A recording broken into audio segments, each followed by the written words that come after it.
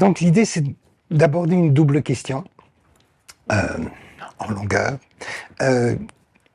D'abord, se demander ce que le cas de l'Italie nous apprend sur la droitisation de l'Europe, en tout cas, voire même du Nord global. Et réciproquement, quelle est la place que le gouvernement d'union des droites italien occupe dans ce qui est maintenant une internationale réactionnaire. Donc ça, c'est l'enveloppe générale de notre conversation. Et le fil conducteur, qui est une question qui vous préoccupe à de nombreux égards, ce sera l'antifascisme. Mais là aussi, on va essayer de le prendre dans un double sens. C'est-à-dire, on va s'interroger d'abord sur l'incidence, ou en tout cas ça va nous servir de fil dans ce qu'on va développer, l'incidence de la disqualification croissante de l'antifascisme dans la droitisation en Italie et dans la normalisation de l'extrême droite en particulier. Mais d'autre part, on va aussi s'interroger à la fin sur la pertinence d'une revalorisation de l'antifascisme, c'est-à-dire qu'est-ce qu'il peut encore nous donner, nous apprendre aujourd'hui, et comment est-ce qu'il nous éclaire sur ce qui nous arrive. Voilà. Ça, c'est le plan général. Vaste projet. Vaste projet. Mais on va commencer par deux événements récents qui mettent l'antifascisme au centre de l'attention. Le premier s'est déroulé, je crois, une semaine maintenant, peut-être même un peu moins. Donc nous sommes en octobre, nous sommes à la mi-octobre 2025. Et donc récemment, au Parlement européen, il y a eu un vote sur la levée d'immunité d'une parlementaire italienne de gauche écologiste qui s'appelle Ilaria Salis. Et donc vous allez un peu nous raconter ce qui s'est passé et d'où ça vient. Et puis quelques jours plus tard, aux États-Unis, il y a eu d'abord l'association explicite de l'antifascisme, en tout cas de Antifa, comme ils disent, au terrorisme par l'administration Trump. Et dans la foulée, un professeur d'histoire, Mark Bray, professeur à Rutgers, et spécialiste de l'antifascisme espagnol en particulier, et auteur d'un livre qui s'appelle Antifa, The Anti-Fascist Handbook, a été harcelé au point qu'il voulait quitter le pays, et quand il a essayé de quitter le pays, de prendre l'avion, étrangement, sa réservation a été annulée et il a été bloqué à l'aéroport de Newark. On va commencer par reprendre ces deux événements-là. D'accord, on commence par peut-être le vote pour Ilaria Salis. Elle a obtenu la non-levée de son immunité. Je pense que c'est assez important de le dire, grâce à une seule voix. Donc ça n'a pas été une victoire triomphale, et elle a obtenu cette non-levée grâce à quelques voix, évidemment, dont elle a dit qu'elle tairait les noms, récoltées aussi à la droite du Parlement européen. Alors qu'est-ce qui se passe pour Ilaria Salis? C'est une militante antifasciste qui a été arrêtée sous de fausses accusations d'avoir agressé physiquement des néo-nazis lors d'une manifestation à Budapest. Elle a été enfermée dans des conditions absolument inhumaines. En 2023. C'était en 2023. Elle a été enfermée dans des conditions inhumaines. On lui a enlevé le droit de voir son avocat pendant des semaines. Elle n'a pas pu voir ses parents pendant des mois, donc elle n'a pas pu se défendre dans le silence assourdissant du gouvernement italien face à un gouvernement qui détenait une de ses ressortissantes dans des conditions, disons, catastrophiques et sur de fausses accusations. À l'époque, elle n'est pas encore une élue. À l'époque, elle n'est pas encore une élue. Et en fait, au moment des élections européennes, le mouvement de gauche écologiste a demandé à Ilaria Salis, enfin a présenté Ilaria Salis comme à l'élection pour la députation européenne, et elle a été élue. Et donc, forte de son immunité parlementaire, elle était donc, disons, hors de danger, en tout cas pour le moment, face aux accusations du gouvernement hongrois, juste pour vous dire que les accusations d'agression sur des néo-nazis, en gros, elle devait avoir une peine allant jusqu'à 24 ans de prison, hein. Donc on est dans une situation vraiment de non-droit. Bon, on le sait, hein, le gouvernement d'Orban n'est pas, voilà, est un gouvernement autoritaire, très proche d'ailleurs de Giorgia Meloni. Et donc, l'immunité parlementaire a permis à Ilaria Salis, en fait, pour le moment, d'être hors de cause sur cette affaire d'agression présumée sur des militants néo-nazis qui, par ailleurs, je crois, ont eu quelques blessures qu'elle n'a pas infligées elle, mais à peine quelques blessures qui ne les ont pas empêchés de retourner militer quelques jours plus tard. Voilà. Donc ça, c'est un cas assez intéressant parce que, en fait, par la faible proportion de gens qui ont refusé de lever l'immunité parlementaire à une voix, c'est quelque chose quand même d'assez étonnant du point de vue du Parlement, qui en règle générale, les parlementaires protègent les leurs. Donc il y a quelque chose de significatif du point de vue du vote, même si on est tous soulagés que le vote a permis à Ilaria Salis de maintenir son immunité parlementaire. Mais ça dit quelque chose sur la zone de non-droit qui est de plus en plus ouvertement acceptée par la droite, disons la droite qu'on appellerait, que les journaux italiens appellent le centre-droit. C'est pas très bien ce qu'il y a de centre là au milieu, mais enfin le centre-droit. Et ça donne quand même une image très claire que le discours anti-antifasciste a une prise réelle sur une frange de plus en plus importante des parlementaires de droite, partout dans le monde et en particulier en Europe. Et on en vient à Marc Bray.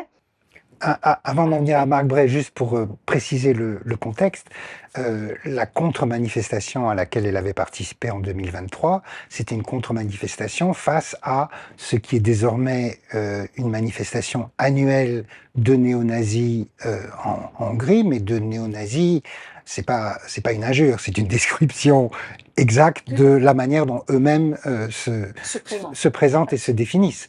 Et c'était une contre-manifestation, je pense, assez largement européenne contre cela.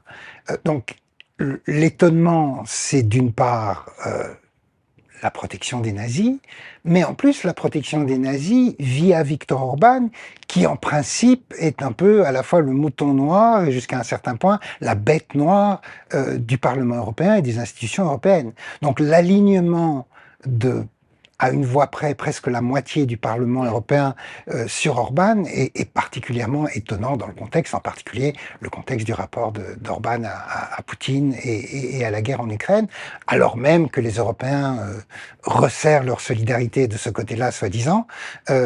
Néanmoins, il y a cela. Donc, pour préciser, avant qu'on passe à Marc Bray, en Italie même, ou en tout cas pour les parlementaires italiens, qui a voté pour la levée de l'immunité et qui a voté contre, autant que vous sachiez, dans les partis représentés au Parlement européen? Alors, pour autant qu'on sache, il y a évidemment les partis de gauche qui ont voté pour la levée contre la levée d'immunité, je vais y arriver.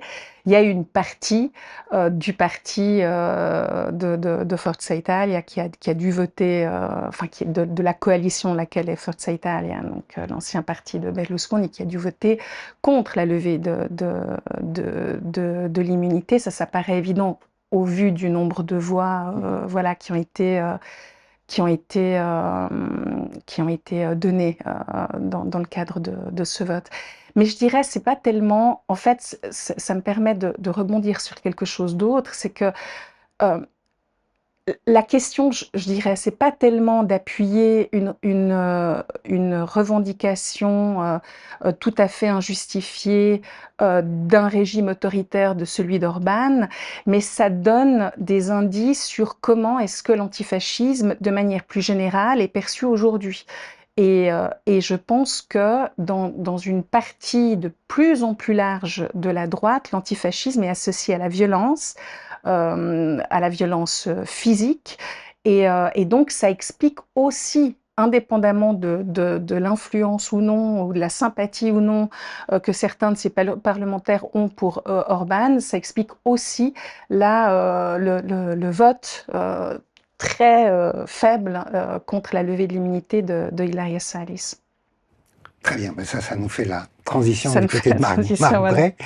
Alors, Marc Bray, c'est un historien, vous l'avez dit, il enseigne l'histoire de l'antifascisme à l'université. Il a écrit un livre qui s'appelle, qui a été traduit d'ailleurs en 2018 par Lux Éditeur, qui s'appelle L'antifascisme, son passé, son présent et son avenir. Et il commençait d'ailleurs de manière assez significative en disant, il commençait le livre en disant si au moins l'antifascisme ne servait plus à rien. Voilà, si au moins ce livre était inutile, mais il n'est pas inutile. Et c'est quelqu'un qui était particulièrement soutenu par ses étudiants, qui l'appellent le docteur Antifa, d'après ce que j'ai vu, et qui a été représenté comme une personnalité universitaire bouc émissaire de l'extrême droite et du mouvement Turning Point de Charlie Kirk, qui a été assassiné. Et il faisait partie de la liste de ces enseignants universitaires qu'il fallait éliminer parce qu'ils étaient, du point de vue des propagandistes de Turning Point, ils étaient des propagandistes de la gauche, des marxistes, des lunatic leftists, comme dit Donald Trump. Et après la mort de Charlie Kirk, les pressions sur Mark Bray ont été de plus en plus violentes. Il a reçu des menaces de mort, y compris on l'a menacé de le tuer dans sa salle de cours devant ses étudiants. Quand on sait la situation actuelle aux États-Unis, eh bien la crainte était, la menace et la crainte étaient bien réelles pour Mark Bray. Et ça, c'est venu en